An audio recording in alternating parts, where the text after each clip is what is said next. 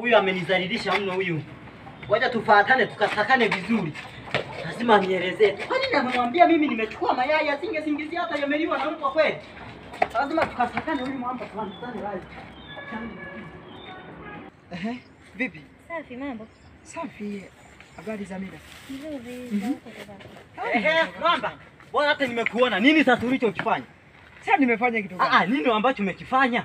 Umemwambiaje mama Tati? Nimemwambia. Kwa nini umemwambia mimi ndo nimeyachukua yale mayai? Kwa nini usingesingizia hata yameliwa na mbwa? Si ungenisubiria nikaja nyumbani? Nikusubiria nini? Kwa nini mimi amenifuata mbele ya watu ameniaibisha? Yaani nimezalilika mno mwanangu.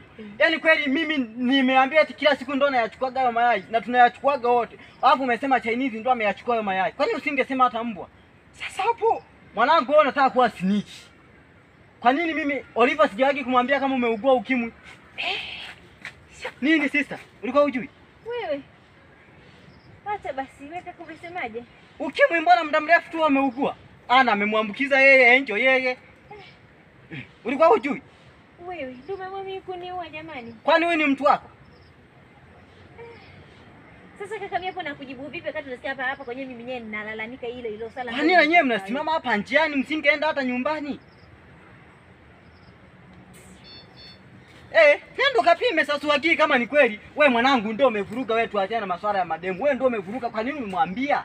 Sasa mbona umenivurugia? Nimekuvurugia nini? Mbona mimi amekuja amenizalilisha mbele ya watu? Ungenisubiria nyumbani. Nyumbani wapi? Mimi mbona amenifuata nilipokuwa nimekaa? Ameniambia, yani nimeamua kabisa nikutafute ulipo. Ila lazima nikuchane live wewe. Ila si mayai uliyachukua. Niliyachukua sawa, lakini si tunajuana mimi na wewe. Usingesema kwamba yameliwa na mbwa. Huna akili ya kujiongeza. Sasa shida ni nyayo zako. Nyayo zangu wapi wewe wewe ni snitch. Lazima nikuchane live.